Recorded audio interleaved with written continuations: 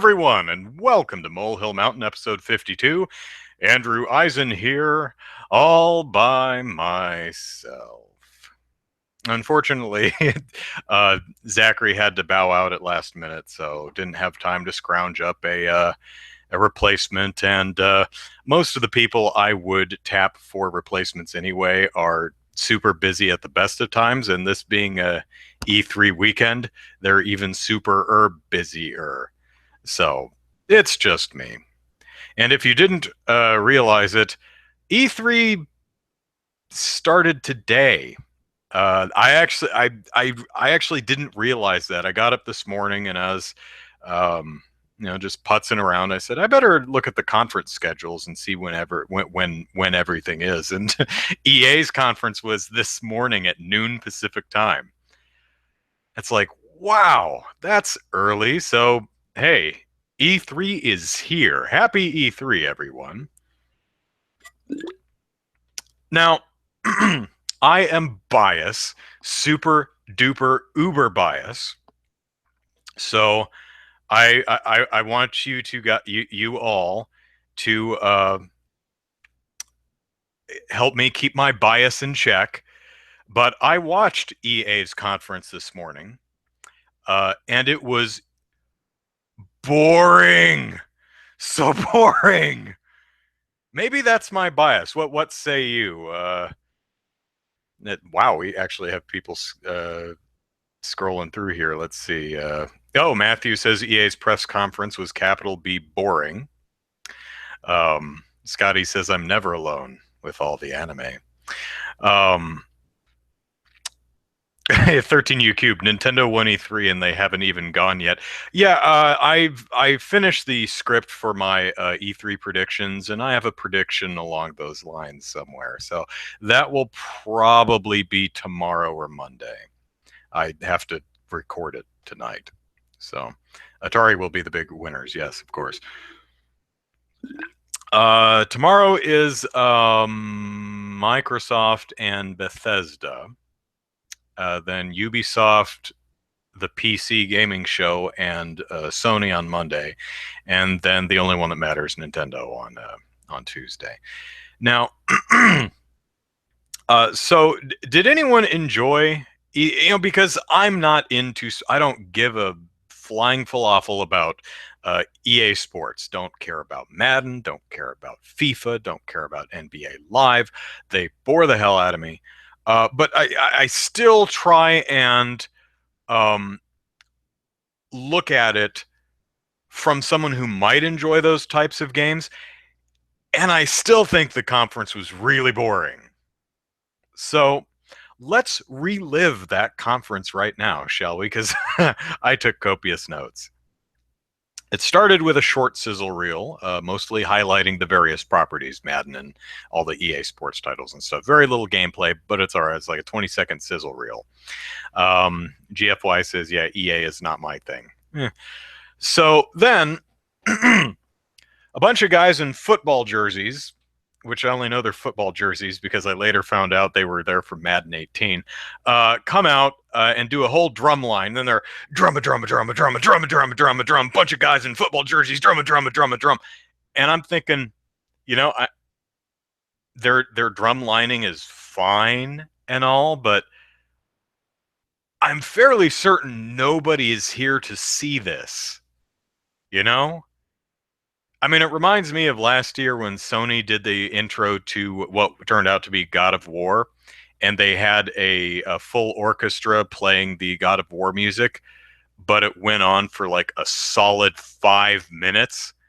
I mean, it was lovely, and if you like the music, it's great, but I think most of us were there to see games and game announcements, not sit through a concert. Again, lovely music, but I'm a music guy, and after a while, I was like, okay, not what I'm here for. So the drum thing was just weird for me. I mean, to me, I'm sitting there thinking, nobody cares. It's fine, but that's not what we're here to see. And then there was a really awkward cut to the trailer. Like the director was looking at the audience and was like, just cut to the Madden trailer. And they showed the Madden trailer, and it was a story trailer, and I honestly confused it with the story mode trailer from last year's E3, that whole the journey thing. I was like, are they doing the same exact thing again this year? It looks exactly the same. It wasn't until later in the show where I realized, oh, that was FIFA. They're just doing what they did in FIFA last year and Madden this year, and it looks like it's exactly the same story. So I guess if you liked it in FIFA, you'll like it in Madden. Um, it's called Long Shot, and there was no gameplay. So let me keep up with the chat here. 13U Cube wants LucasArts back to make more LucasArts back to make more Rogue Squadron and the real Battlefront. Ramstein says I like three things: A Way Out, Need for Speed, and Battlefront 2 gameplay and trailers. Fan of Battlefield, not so much Battlefield 1. Scotty breaks down the EA conference. Sport, Star Wars, sport. That's pretty much it. Born Distracted says EA is like the MTV of video game companies. I can see that. Matthew says, I don't care. The last sports game I played was NFL NBA Street. You know, I liked Double Dribble back on the NES. So the CEO, Andrew Wilson, comes out and he says, I wrote this quote down. He says, Madden like you've never seen it. I'm thinking, really? It looks exactly the same. But okay. And he goes off and he starts talking about, we want to change the way you interact with games before launch. And I'm like, oh, EA, you make me really nervous and uncomfortable when you say that. And then they show off, there's a bunch of gaming stations like in the middle of the audience. And it's pretty clear that we're going to have like a big Star Wars Battlefront multiplayer match sometime at the end of the show. But they're trying to show it off as like, these are our gamers, our family, and we want them to interact with the game. 5 of them were on their phones. They were so bored. I actually was trying to look at the phones like, are they trying to hawk an app or something? No. They were just bored and they were putzing around on their phones. And then he talked about Star Wars Battlefront and showed a bit of humility, saying that there was some positive feedback and some constructive feedback. Then the producer of Battlefield 1 comes out, which was weird that they said that right there because the Star Wars stuff is until the end of the show, and they just kind of let the Star Wars stuff just die. And then Andrew Galata, the producer for Battlefield 1, comes on out or says something like, I'm in the creator cave. And I'm looking at him, I'm like, you're standing in the middle of the audience. What the hell are you talking about? I guess the idea was the players create the game with us. I'm in the creator cave. I'm like, you're standing in the middle of the audience, dude. But whatever. And then EA thought it would be really fun to show a video about Battlefield 1 streamers. Yep, E3 2017, they're showing video of an older title. Actually, they're showing video of people talking about and playing an older title. Interesting choice. And not in the sense that they're showing people demoing the game. They're like someone recorded a Twitch stream from a couple months ago and cut a montage of it. I don't get, the show is not targeted at me, so maybe it's just me. But they announced that there's some new maps coming to Battlefield 1, night maps, which I think are just maps at night. I honestly don't know if anything about these maps has changed other than the time of day. But that seems like kind of like, now you can play the maps at night. Are they new? Are there do wolves come out, or zombies, or creepers, or anything? I don't know. But they also announced In the Name of the Tsar, which are 6 new maps for the Russian front of World War One. So new stuff there. So that's nice. And then they're like, and here's a trailer for In the Name of the Tsar, which was 30 seconds long and mostly not gameplay. So, yeah. Let me mark my spot in my notes and see what the chat's up to here. Uh, Nightmare Ninja, you have a new icon. I'm just recapping the incredibly boring EA show. Yeah, Zachary isn't here tonight. Let's see. Yeah, Ramstein, the poor YouTuber guy, got nervous or the teleprompter failed. Yeah, I'll get to that. There was a lot of questionable teleprompter stuff tonight or this morning. Do do do do do. Star Wars was the highlight. Nightmare Ninja, I would say it's about the only thing they really highlighted. The rest of it was just kind of boring. All right. Okay, so let's see what was next. So Patrick Soderlund comes out, global dev team, and says, "We're doing stuff. We'll talk about it at Gamescom." Then what? It's so weird. He comes out and he's like, "We're doing some really amazing things, and we'll tell you about it at another show." What? All right. Thanks for that, Pat. Um, then there was a sports competition montage of, I mean, people who esports EA Sports. You know, people who do competitions of EA Sports games. There's just a montage of people who do that, and it was really boring.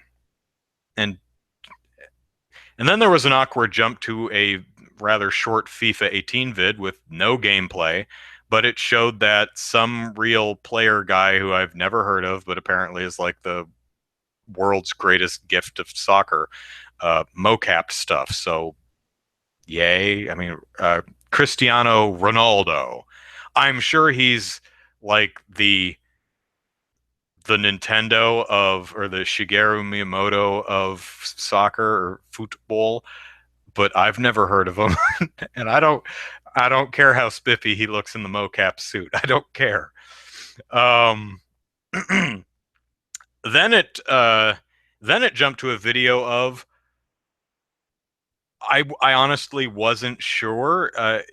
I wrote down sports announcers who have guests, question mark, no audio, only music. It was weird. It was these two guys who seemed to be like sports announcers who had guests, like Kevin Bacon was there, but there was no audio, just music playing over it. And it turned out that these two are Men in Blazers, which apparently is a group of guys who call themselves Men in Blazers and host a FIFA show. I've never heard of them, so it meant absolutely nothing to me. I had no idea who they were. But they were on stage and they showed off some footage, which wasn't gameplay, and it just praised the glory that be Cristiano Ronaldo, who is, I'm sure, just the absolute best. Um, Hang on, let me resize my notes here so I can actually scroll down and read them. Do do do do do do. All right. So then it got to the journey, which was that FIFA story mode, which I was like, oh, it was FIFA that was that story mode. So they're doing that again, and it's just the Journey 2 or the Journey Returns, and the protagonist Alex Hunter, who's a real dude, I guess. They're like, we had Alex Hunter in the Journey last year, and he's had an amazing career this year, so we're having him in the game again. All right.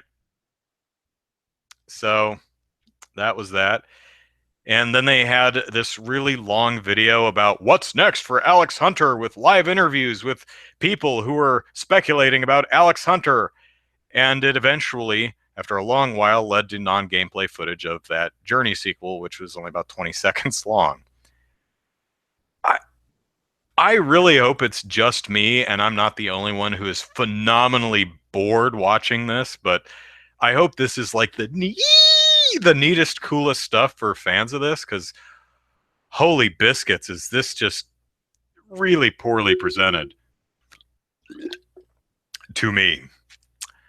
All right, where are we? So Jesse Wellens, who's a YouTube creator, um, and I'm sure a fine one, gets up to talk about a Need for Speed Payback. But it was really clear that this guy, despite being a YouTube creator, was having a bit of the butterflies. He seemed really not comfortable on camera. Either that or the teleprompter, his teleprompter, like shut off or scrolled past where he was supposed to read, because he just stood there like a deer in the headlights for a couple seconds before some other guy ran in and saved him.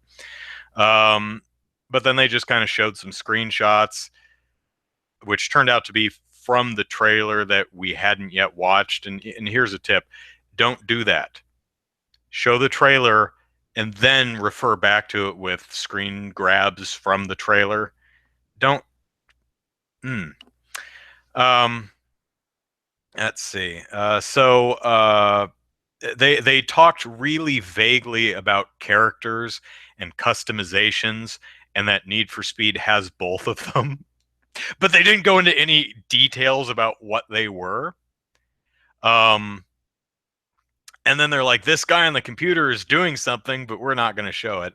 And then it jumps to a trailer, which was an actual sequence from the game. So, yay, gameplay.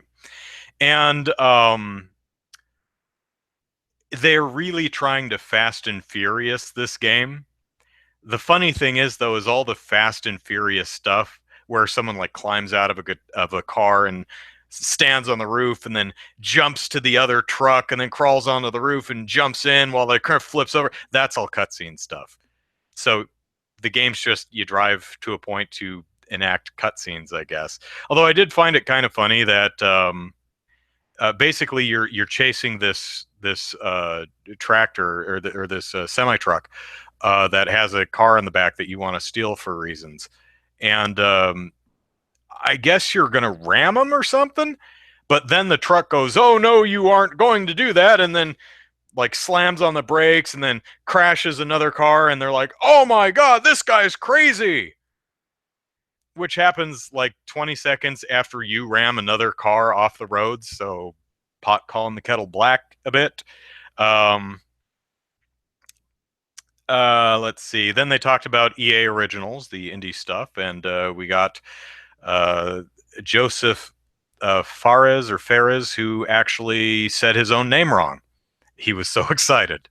But he's the writer director of A Way Out, which is from the team that brought us Brothers, Tale of Two Sons.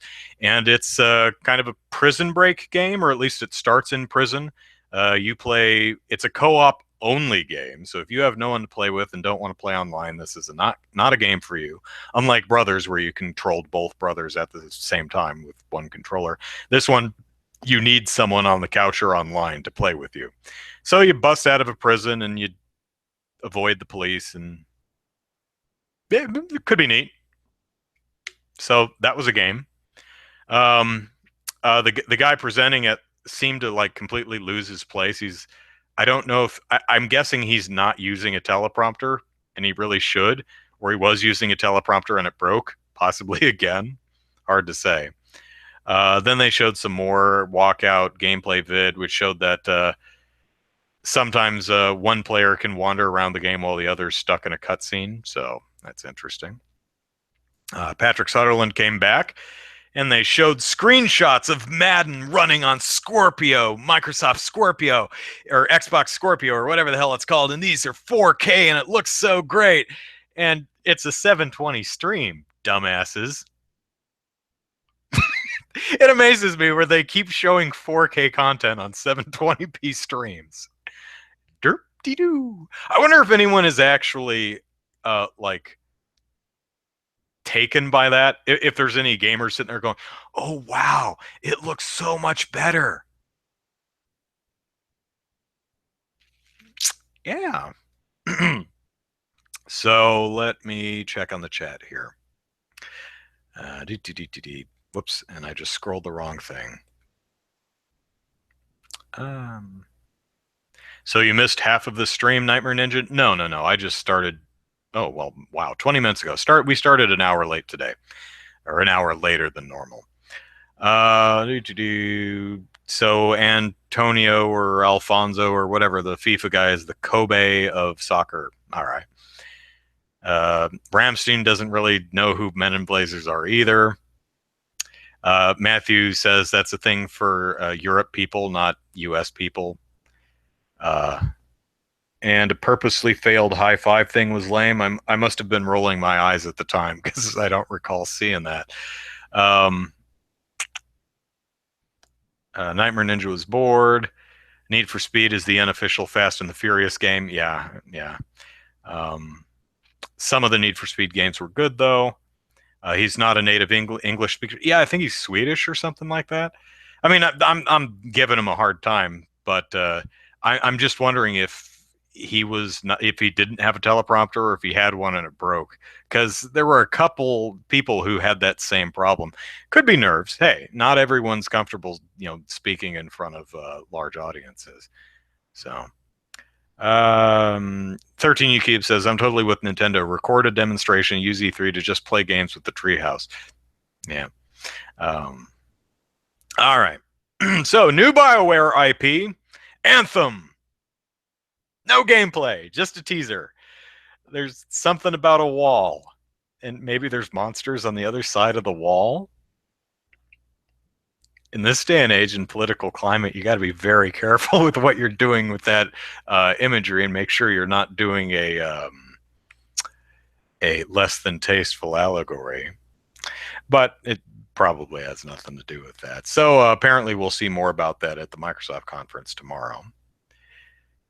So Sean O'Brien, executive producer of NBA Live 18, comes out and says, "The one," and doesn't really do much more than that. And then the creative director, Connor Dugan, basically came out and says, now we're going to switch to outside, where creative director Connor Dugan is outside at a game station where they can play NBA Live 18, and he's going to show you more of the game.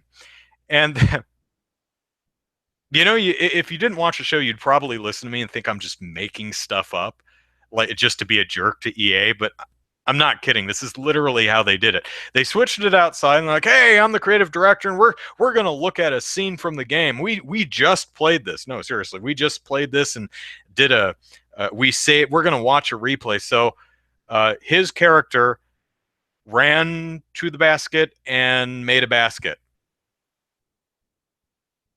And that's literally all they showed us. Now, to be fair, they showed it in slow motion and described how he was moving the analog sticks and pressing the buttons to do fake outs and dribble under his legs and spin around the dude. But really, all you got to see is a guy on the court run past a guy and make a basket. Would have been about 3 seconds of gameplay, and they expanded that out to about 30 seconds. It's almost like someone sat down and said, now, what is the worst possible thing we could do? What is the worst possible way to present all of our games? Let's do that. I'm missing Konami's conferences, man. I mean, at least those were funny in a really off-putting and uncomfortable way. This is just boring. So, let's see. The one is your campaign mode, I think. And they showed a trailer, which I'm not sure if it's a create a character or you pick a player or what, but it's basically you have a basketball player and you can play on the court or on the street, and they model them after real street courts because apparently there are like really famous street courts, like in public parks or something, that are just like really well known. So I mean, I'm sure that's very cool for people who care. Then Andrew Wilson, EA CEO again, comes back and says, "How about 30 minutes of Star Wars?" And we're all like, okay. And he says, but before that, it's like, dude, stop doing that. And he talks about the Play to Give campaign, and then seemed to have more teleprompter trouble. And then he went on, and I I don't recall what the Play to Give campaign. It seemed to be some type of inclusivity campaign, but he gave no details on exactly what it was or what it accomplished. Just that they did it. It was a thing that happened, and it happened good. So, yay? I don't know. Okay, so now we get to Star Wars Battlefront 2. And then and he again acknowledges that people wanted a story mode. So that's nice. And then stormtroopers storm out on stage, and I roll my eyes again because no one cares about this crap. Just show the game. I mean, if you're going to do something fun, fine, do something fun. At least the drumline people's drumline. The stormtroopers just came out and stood there. I mean, what else are you going to do with them? But what's the point? Nobody cares. Or maybe just I don't care. Maybe everyone thinks it's really awesome. Don't know. But stormtroopers come out stage, uh, and Janina Gavankar, who is the actor who portrays Iden Versio, who's the in-game character, who I guess is the star of Story Mode, comes out to host all the Star Wars stuff. And I did not think she did the greatest job because she had a lot of asides, which were not very funny. But oh well. Um, let's see. The story takes place between Return of the Jedi and Force Awakens. Has 3 times the content of the first game, which honestly is not saying much because the first game did not have that much content. Has content across all eras, so prequels, old trilogy, original trilogy, and new one. And then they say, hey, let's hear from the players who visited DICE to preview Star Wars Battlefield 2. So they show this really long video about people who are not you and me who got to go to DICE to play Star Wars Battlefront 2. Again, does anybody care about watching video of other people going to DICE and playing Battlefield 2? I mean, I guess the point is we listen to feedback from you, the players, but just show the game. Maybe I'm off base again, but I really don't think anybody cares. 13U Cube says, not just you. I don't care. Let's see where the chat is here.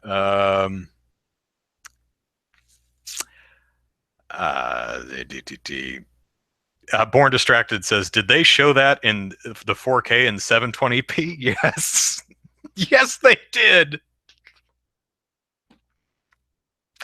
Maybe maybe for the few hundred people in person, the screens were actually ultra high def screens that displayed 4K, and it looked really great to the people there. But you think they would at least acknowledge that? It's like for the people here, they're like, oh man, so awesome, and it's 4K-ness. For the rest of you at home, we're sorry.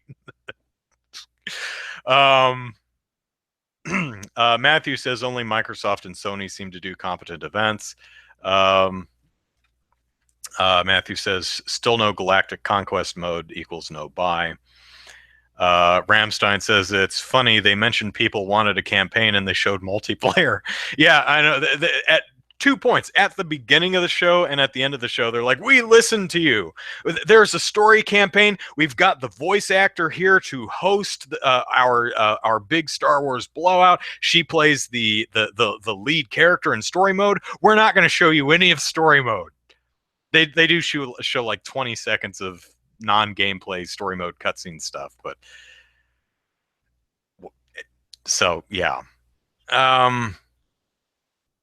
River says, I expect no major third-party support for Switch from Activision, EA, and Ubisoft. Oh, hey, well, Rabbids and Mario. Come on, that's major. Let's see. 13U Cube says, we want a game that has at least as much content as the PS2 version. Ramstein says, I think the reason they put streamers, YouTubers on display is because they are embracing the free publicity of streaming games. This is not the right way to do it. Basically, you're giving the streamers free public. I don't know. Maybe, maybe they're trying to. I'm like mixing metaphors in my head, and I'm not sure which one to go for. I guess the streamers are great, so we're gonna prop them up on our show, make them look cool, and bore everyone with them. I don't know.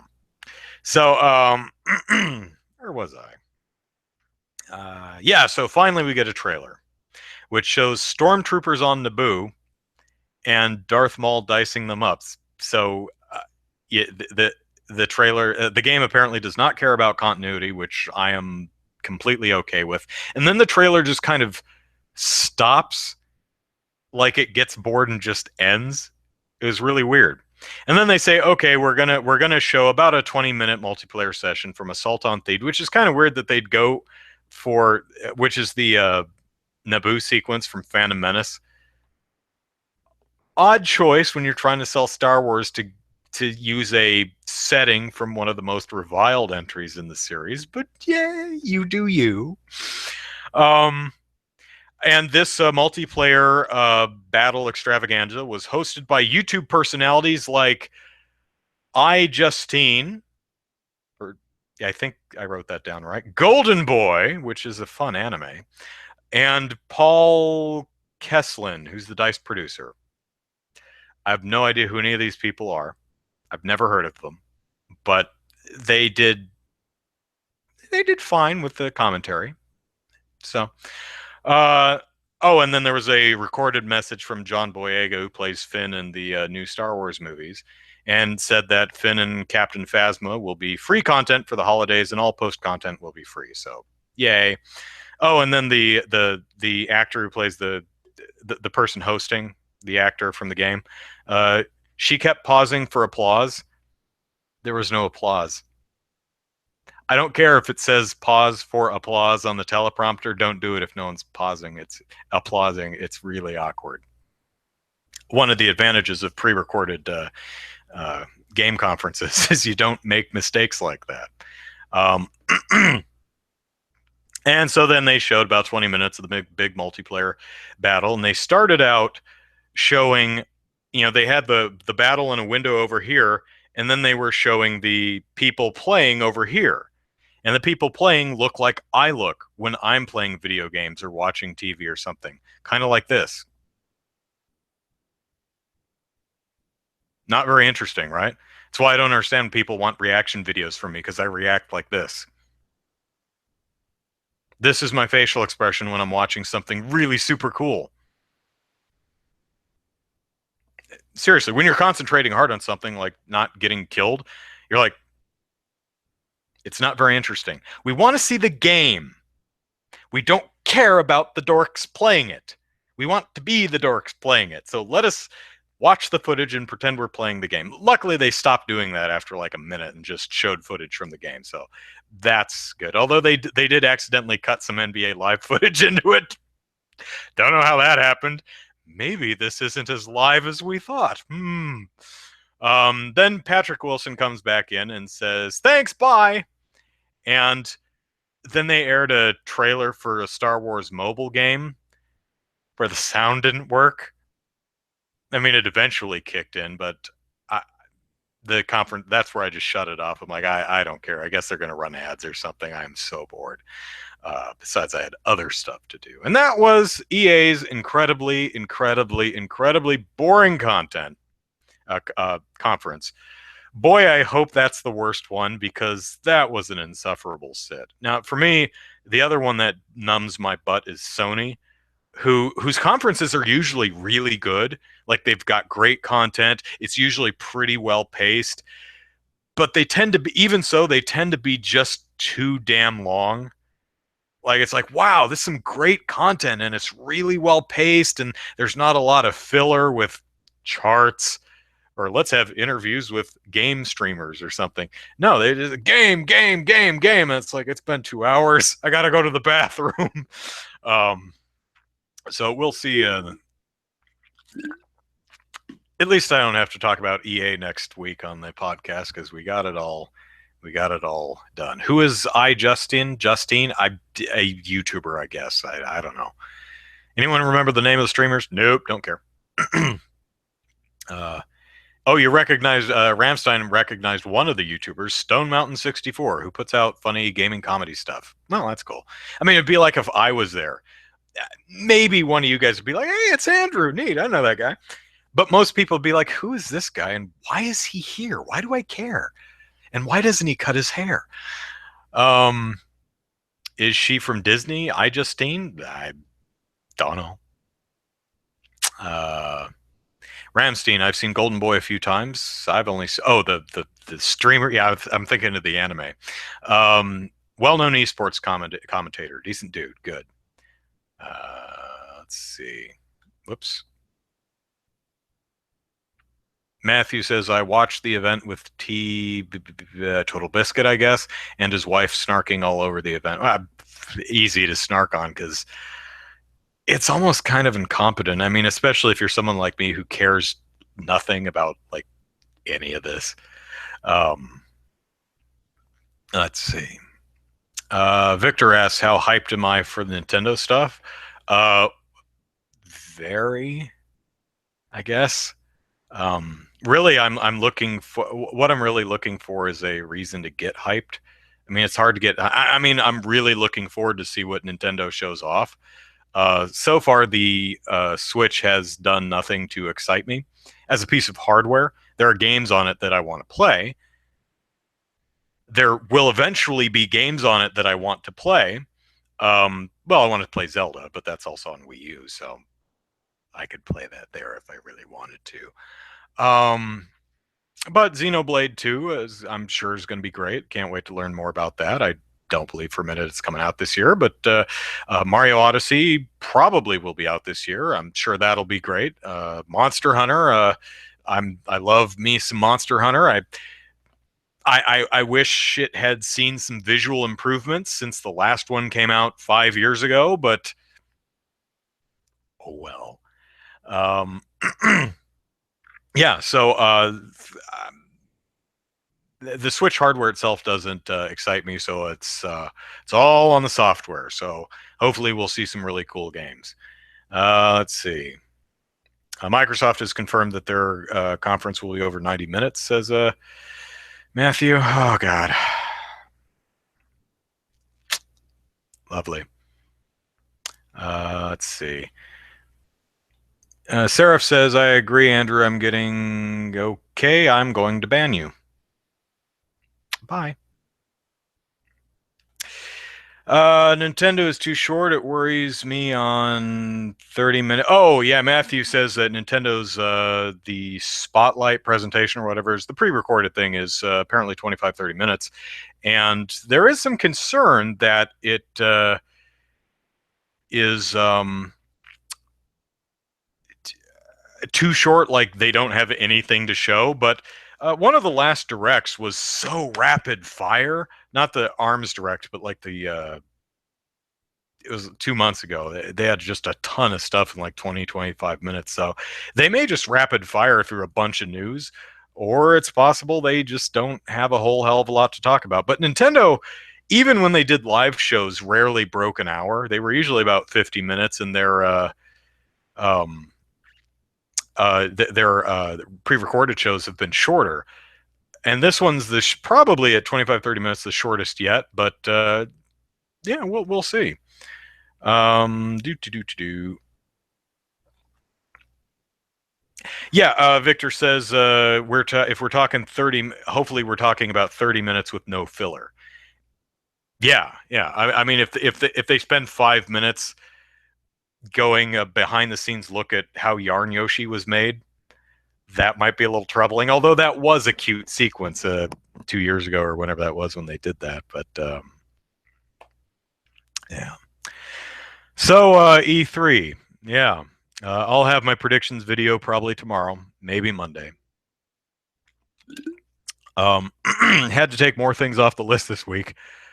Let me see. The Pokemon Direct happened, and one of the things on my list was no um, mainstream, it's not mainstream, mainline game for Switch. So I was going to say no Pokemon Stars.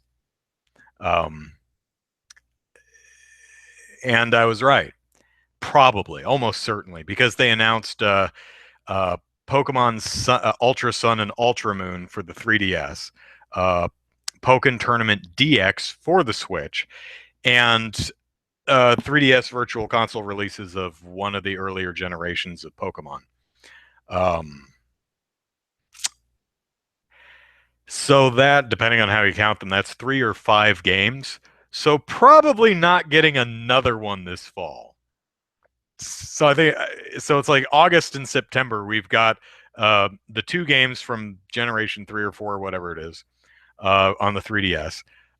New 3DS is getting Ultra Sun and Ultra Moon, and the Switch is getting Pokken Tournament. So that's maybe, but probably not going. That probably says, yeah, we're not getting another Pokemon game to go with those. Oh well. So that came off my list. And then another one I think was yesterday or the day before. And you're probably not going to believe me, but I kid you not, I literally had on my list revival of a 90s mascot platformer. Bubsy is coming back. Yeah, they're bringing back Bubsy the Bobcat. And I'm like, you are kidding me. If the video game industry, I would have had the most epic prediction wish list this year if the industry could have just kept it in their pants until E3. Oh well. So my predictions list is now all of the D list items that are just boring. So oh well. Let's see what we're doing in the all Nintendo needs is Mother 3. Yeah, I've I'll give you a preview. That's one of the things on my predictions list, and I think it's been on the last 4 predictions list. I'm gonna keep predicting it until it happens. Damn it. Um, Maybe Nintendo's waiting to get more Switches out before they release Pokemon. Nintendo, that doesn't make a whole heck of a lot of sense simply because Nintendo can't supply the demand right now. So there's really no need to worry about. Um, or actually, I'm looking at that backwards. So you're right. Perhaps they want to wait until they can manufacture more Switches, get them all out there, and then announce a Pokemon. Maybe, maybe. Um, Too much Pokemon for GFY. Yeah, I unless it's Pokemon Snap, I don't care. Or Detective Pikachu, who should cross over with Professor Layton. As I said on Twitter the other day, the Phoenix Wright crossover was pretty cool, but we need Detective Pikachu and Professor Layton. Um, yeah, Matthew says you better get your video out sooner. Probably, or half the things on the list will will come true.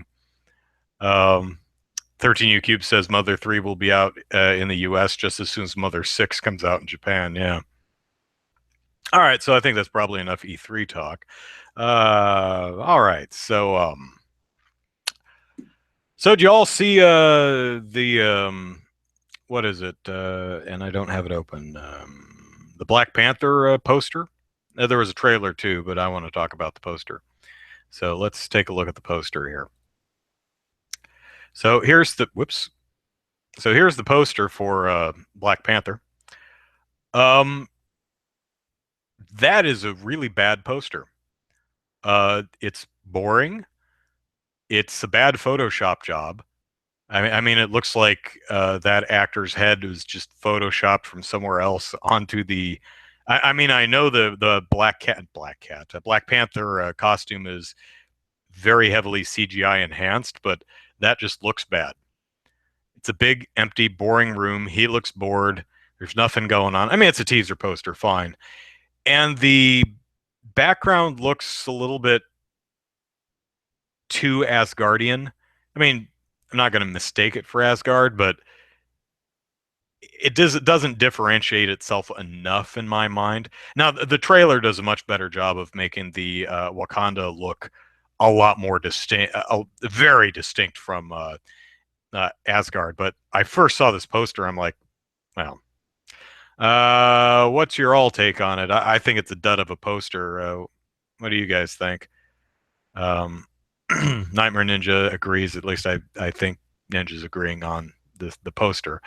Um, the vid with my sister was great. Says 13U Cube. Thanks. I'm trying to think of what vid that was. Oh, the debut review one. Yeah, yeah, that was fun. One more of those debut review. The last actual review of a show will be Monday, and then there will be the one where I just give you all an update on the shows that I've continued watching. That will be next week, though, because we're all going to be enjoying E3. So, and yes, I'll have a Nintendo Spotlight reaction vid later in the week, and I'm losing my voice, which is going to make it very difficult to record videos tonight. Have I seen Wonder Woman yet? Yes, I did. My sister and I saw it last weekend. Yeah, last weekend. It opened last weekend. Yeah, I saw it last weekend. That was all right. Um, definitely worth a watch. So, uh, it's interesting because the movie is one thing I'll compliment it about is it's like 2 hours and 20 minutes, but it doesn't feel like 2 hours and 20 minutes. It's paced really well, um, so it doesn't feel its length. It's not a hard sit at all. It paced well, flows well. Um, the characters are pretty great, especially Wonder Woman and Steve Trevor. They work really well. Really, but the movie I had a lot of problems with that a lot of other people didn't. But my problems with the movie is there were just too many things in the movie that happened that just kept taking me out of the movie and going, well, wait, what?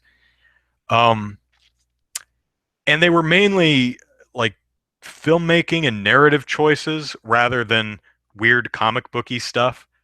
You know, I mean, Iron Man 3 is a stupid movie, but it's a stupid movie that I like because the stupid stuff is just comic book foolishness. So I'm okay with it. But in Wonder Woman, the stuff that pulls me out of the movie isn't really comic book foolishness. It's just weird stuff that doesn't make any sense. For example, and no spoilers for anyone who hasn't seen it, but uh, Wonder Woman and Steve get on the get they're like, okay, we're gonna go out into the world and bear gifts because we got to get off the mascara and we got to go stop the wars because wars are bad. And okay, so they get on a boat, and my first thought, because this is the kind of guy I am, is like, did you put any like supplies on the boat, like food or anything?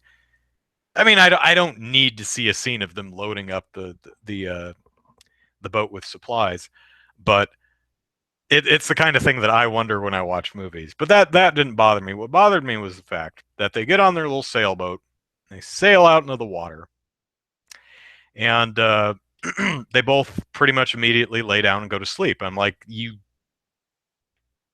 can't do that with a sailboat. You're just gonna you can't just point a sailboat in a direction and then go to bed. It doesn't. You have to sail it.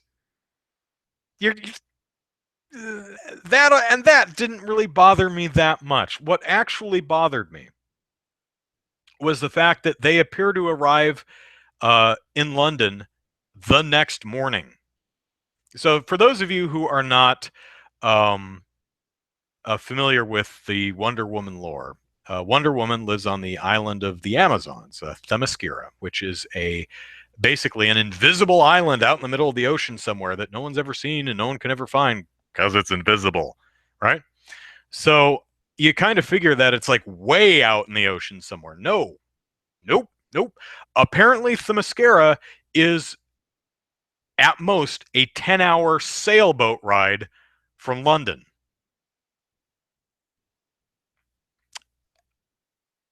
Really?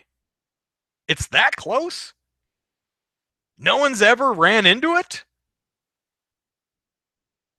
This film takes place in like 1914. Surely someone would have accidentally driven into or sailed or shipped or steamed into the damn thing if it's literally right off the coast.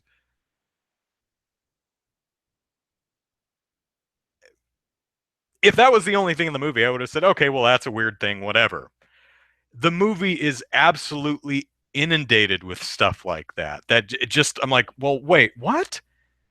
Um, but that's not to say I didn't enjoy the movie. I did enjoy the movie, but that's why I say it's okay rather than good because it just has too much stuff that constantly just yanked me right out of the movie. So Ramstein says maybe they killed the people who stumbled upon. Yeah, it would be kind of interesting if like the shore of Themyscira is like littered with boats and barges and ships and stuff like that. And it's like, well, I didn't see any cows on the island. I saw one armadillo, but I don't see any cows or chickens or anything. So, what exactly are Themyscirans eating? It's people. Soylent Green is people. But I definitely recommend Wonder Woman. It's I think it certainly is a great film compared to the previous DC movies. So there is that. I mean, the last three DC movies certainly make Wonder Woman look a lot better than it is. Movies, it's entertaining. It's worth a watch. It's a bit of a mess. Just how do I want to phrase this? Emotionally, it almost always hits the nail on the head. Functionally, it keeps tripping over its shoelaces. That might be a good way to sum up my feelings on the movie. Um, but still, definitely worth a watch. So if you get a chance, go see it. I had three. Uh, no, I had four predictions, and I think they all. I had four predictions about Wonder Woman. I think they all came true, and I'll only give one away because the rest, I guess, are spoilers. But and I had this one on Twitter. I predict that no one's actually going to say Wonder Woman in the movie, and yeah, no one says Wonder Woman in the movie. I'll give you another one. I also predicted that they wouldn't use the original Wonder Woman theme song. It's unless I missed it, it's not in there either, which is a shame because the modern Wonder Woman theme, I am seem to be in the minority on this one, but I think the modern Wonder Woman's theme sucks. Uh, it's a guitar riff, an electric guitar riff. It's actually like an electric cello or something, but it's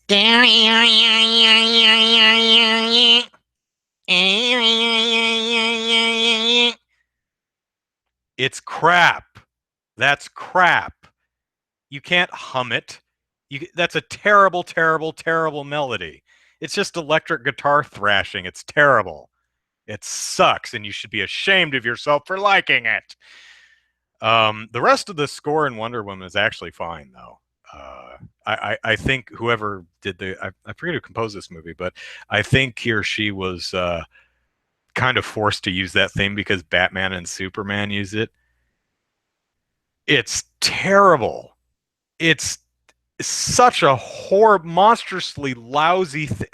Uh, uh, I I don't like it. Um, let's see. 13U Cube says I don't think the video is great, but it's the only vid that got a ton of views. Oh, you're talking about something else. Okay. Is Wonder Woman coming to the Switch? That's a good point. They should definitely do a video game tie-in. On the other hand, a lot of the standalone superhero character video games kind of suck. But make a good one. Uh, okay. So let's see. What else were we going to talk about tonight? Yeah, that was it. So, oh, I guess I'll give y'all the heads up. I'm starting a Patreon. I'm gonna probably launch that tomorrow or Monday. Uh, yeah, life, man, life. I guess it's interesting because I've had some people ask if they could give me money, and you certainly may. I've had people ask me, "Do you have a Patreon?" I'm like, no. I mean, I just do silly YouTube vids in my off time when I have off time. Well, life is conspiring against me, and I have less. I'm going to in the next couple of months have less time, so hopefully I can get a couple bucks from Patreon to help, so that I won't have to work as much overtime and do freelance work, and can continue to make it, can at least continue at my current video output, which is, a podcast every week, and then maybe 3 or 4 videos a month, sometimes more if I'm doing a series of stuff like debut review and things like that. So, if any of you have any experience with Patreon, or uh, suggestions, or make sure you don't do this, let me know, because new to me. But I've been spending all weekend like doing an intro video and doing a thank you video, and uh, getting a kind of an exclusive patron backer reward video going. Which, is that done uploading? Yes, it is. Good. Um, what does Patreon do? 13UCube asks. Patreon is a service that allows you to support a creator's work by, um, what is that? What is this weird graphic that you just put up, Ramstein? It says $5, yay money. But yes, yay money. Patreon is a service that allows you to support a particular creator, not just YouTube, but creator of anything, by subscribing to them. So Patreon is a service that allows you to kick a monthly subscription towards creators whose work you enjoy. So, for example, if you go to my Patreon page, which isn't live yet, and you subscribe at $1 a month, then I think it's the first of every month, you give me $1. And if enough people do that, then I have enough money that I don't have to work extra freelance stuff and overtime. So, oh, is that a donation thing? Does does it work? I don't know if it actually works or not. Oh, wait, that's that thing that YouTube started like a month ago. I think it's that little dollar sign. Um, if you look in the chat, right under the enter box, there's a dollar sign right next to where all the emojis are. Uh, I think that's for buying, um, like, colorful things. I hope. Well, I certainly do hope that that money comes to me, and you didn't just buy a big green banner. But I certainly do appreciate it, Ramstein. Thank you. Um, why is the pill slowly getting darker? I have no idea what you're talking about, 13UQ. Would I settle for anime in place of cash? Sure. Sure, if you want to send me DVDs, go right ahead. Oh, super chat, super chat. That's what it's called. Yeah, so you can use super chat, I suppose. You can I have a PayPal tip jar. If you're more inclined to make a one-time donation, people have done that before.